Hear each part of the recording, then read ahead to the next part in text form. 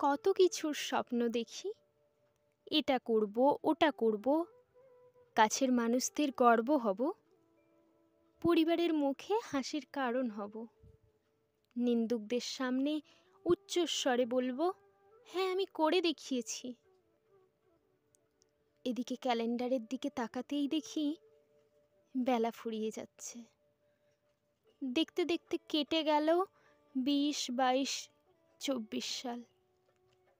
সূত্র সাপেক্ষে জানা হয়ে গেল পৃথিবীর নিয়ম অনিয়ম।